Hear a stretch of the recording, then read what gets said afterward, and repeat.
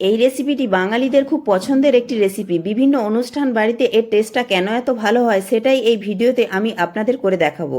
সাথে থাকবে অনেক টিপস অ্যান্ড ট্রিক্স। আমি প্রিয়াঙ্কা, আপনারা দেখছেন প্রিয়াঙ্কাস ব্রাইট স্টোরি। আজ বানাবো দারুণ স্বাদের একটি রেসিপি, এঁচোড় চিংড়ির কালিয়া। এঁচোড় দিয়ে নিরামিষ বা আমিষ যাই রান্নাই করি না কেন, তাই আমাদের খুবই ভালো লাগে। আর এঁচোড় যদি সেইভাবে রান্না করা হয় তা মাছ মাংসের স্বাদকেও হার মানাবে। তবে চলুন দেখে নেওয়া যাক অনুষ্ঠান বাড়ির মতো কিভাবে এঁচোড় চিংড়ির কালিয়া রান্না করা যায়। তার আগে প্রিয়াঙ্কাস ব্রাইট স্টোরি চ্যানেলে নতুন বন্ধু হয়ে থাকলে চ্যানেলটি সাবস্ক্রাইব করে সম্পূর্ণ ভিডিওটি দেখার অনুরোধ রইল। আমি বাজার থেকে 1 কিলোগ্রাম ওজনের একটি এঁচোড় কিনে এনেছি। এবার যে পাত্রটিতে এঁচোড় কেটে রাখবো তাতে দিয়ে দিচ্ছি সর্ষের তেল, ও আমি হাতেও একটু সর্ষের তেল মেখে নিয়েছি। আর যে বঁটিটাতে কাটবো তাতেও সর্ষের তেল মাখিয়ে নিয়েছি। আর পাত্রটি দিয়ে দিচ্ছি একটু হলুদের গুঁড়ো। এবার এঁচোড়টিকে কেটে নেব। আপনারা যদি ছুরি দিয়ে কাটেন ছুরিটাতেও একটু সর্ষের তেল মাখিয়ে নেবেন। এবার এঁচোড়ের মাঝখানে যে সিটটা থাকে সেটা আমরা কেটে বাদ দিয়ে দেব। এবার এঁচোড়ের খোলাটিকেও ভালো করে ছাড়িয়ে নেব। দেখুন এঁচোড়টা কত সুন্দর কচি আছে। এই রকম কচি এঁচোড়েরই কালিয়া খেতে খুব ভালো লাগে।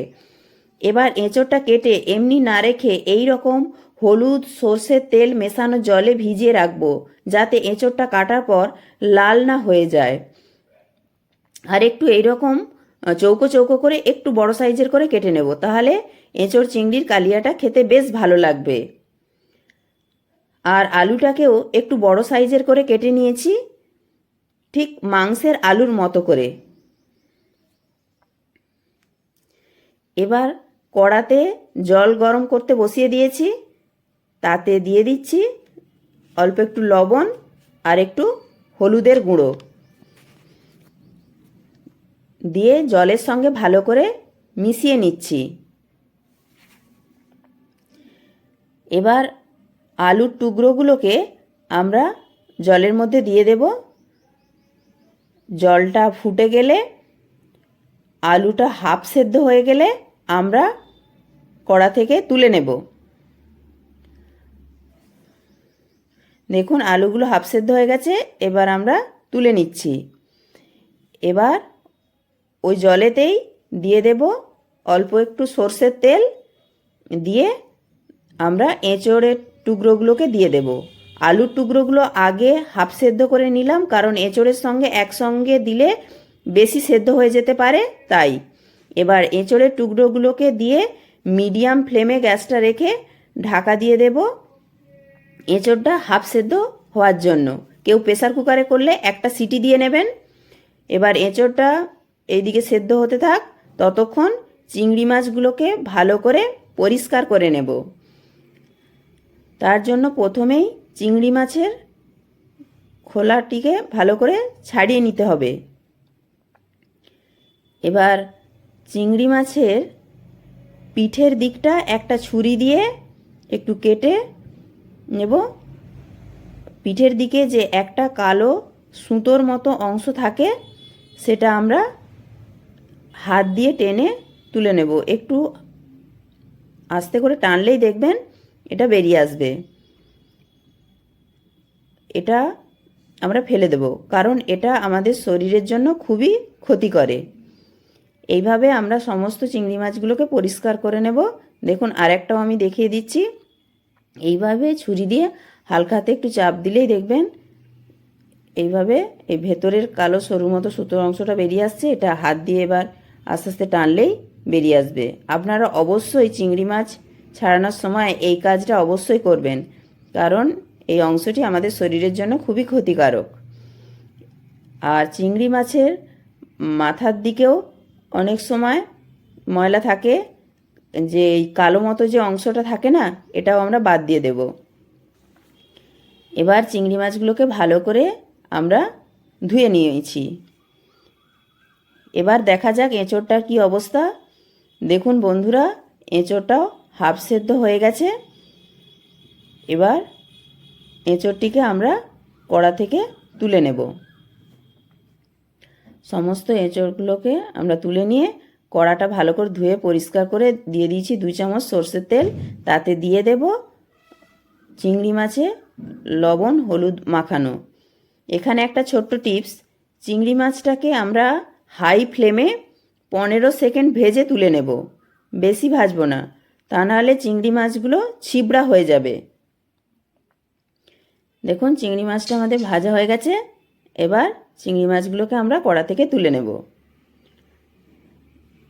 এবার কড়াতে দিয়ে দেব হাফ সেদ্ধ করা যে আলুগুলো আমরা রেখেছিলাম সেগুলো এবার ভাজার জন্য দিয়ে দিচ্ছি।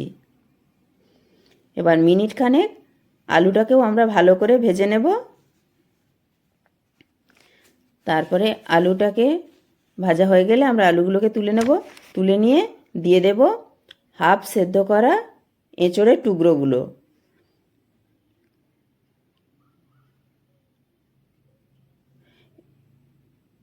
দেখুন এঁচোড়টাও এখানে খুব সুন্দরভাবে হাফ সেদ্ধ হয়েছে, কারণ এর থেকে বেশি সেদ্ধ হলে এঁচোড়গুলো ভাজা যেত না, ভাজতে গেলে পিসগুলো ভেঙে যেত। এবার এঁচোড়টি ভালো করে ভেজে আমরা তুলে নিচ্ছি। এবার কড়াইতে দিয়ে দিচ্ছি 1 চামচ সর্ষের তেল, আর তাতে দিয়ে দিচ্ছি 2টি মাঝারি সাইজের পেঁয়াজ কুচি। পেঁয়াজটিকে হালকা করে ভেজে আমরা তুলে নেব। পেঁয়াজটিকে একটু ঠান্ডা করে আমরা মিক্সিতে পেস্ট বানিয়ে নেব। এবার কড়াতে দিয়ে দিয়েছি 2 চামচ সর্ষের তেল, তাতে দিয়ে দিচ্ছি গোটা জিরে, গোটা গরম মশলা, তেজপাতা, শুকনো লঙ্কা। ফোড়নটাকেও আমরা ভালো করে ভেজে ওতে দিয়ে দেব 1 চামচ কুচানো রসুন। রসুনটা তেলেতে একটু ভালো করে ভেজে নিয়ে ওতে দিয়ে দেব 1 চামচ কাশ্মীরি লঙ্কার গুঁড়ো। এইভাবে তেলের উপরে কাশ্মীরি লঙ্কার গুঁড়ো দিলে রান্নার রঙটা খুব ভালো হয়। এবার ওতে দিয়ে দেব ভাজা পেঁয়াজ, যেটা মিক্সিতে আমরা পেস্ট বানিয়ে নিয়েছি, সেটাকেও ভালো করে মিশিয়ে নেব। এবার দিয়ে দেব কিছু গুঁড়ো মশলা, যেমন 1 টিস্পুন হলুদ গুঁড়ো, 1 টিস্পুন লঙ্কার গুঁড়ো,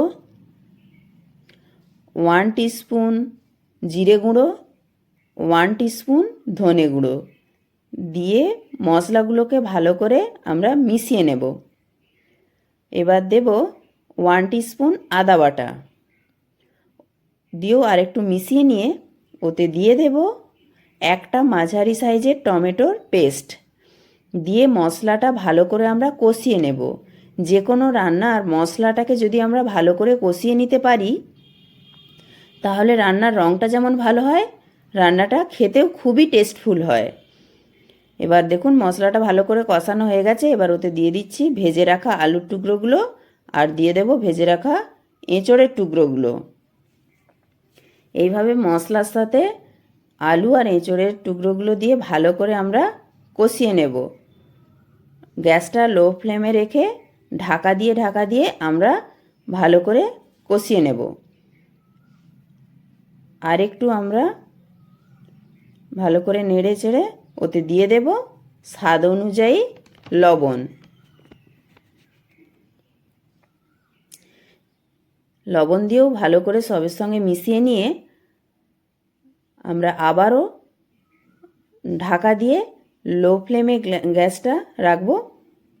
এবার দেব 2 চামচ টক দই ভালো করে ফেটিয়ে, আর দেব 10 থেকে 12টা কাজুর পেস্ট, ও দেব 10 থেকে 12টি কিশমিশের পেস্ট। এবার সমস্ত কিছু ভালো করে মিশিয়ে নেব। তাহলে এঁচোড় চিংড়ির কালিয়ার গ্রেভিটা খুবই সুন্দর লাগবে খেতে, আর একদম অনুষ্ঠান বাড়ির মতো টেস্ট লাগবে।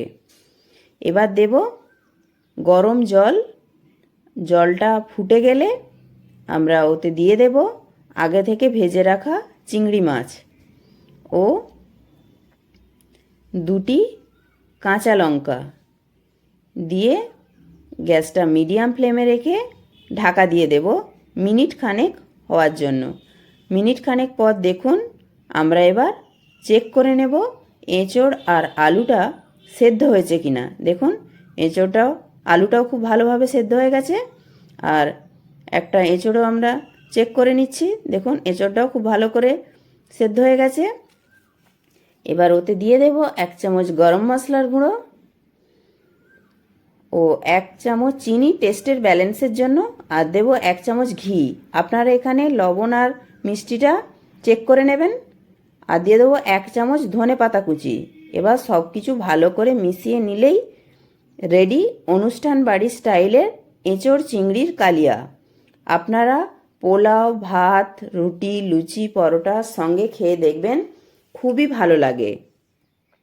প্রিয়াঙ্কাস ব্রাইট স্টোরি চ্যানেলে নতুন বন্ধু হয়ে থাকলে চ্যানেলটি সাবস্ক্রাইব করে পাশে থাকা বেল আইকনটি অবশ্যই প্রেস করে দেবেন, তাহলে আমি কোনো নিত্য নতুন ভিডিও আপলোড করার সাথে সাথে সবার আগে আপনার কাছে পৌঁছে যাবে। আর অবশ্যই একটি লাইক করবেন, আপনাদের একটি লাইক আমাকে পরবর্তী ভিডিও বানাতে উৎসাহ জাগাবে। আর আজকের এই রেসিপিটা কেমন লাগলো অবশ্যই কমেন্টে জানাবেন। বন্ধুদের সাথে প্রচুর প্রচুর শেয়ার করবেন। প্রত্যেকে ভালো থাকবেন, সুস্থ থাকবেন।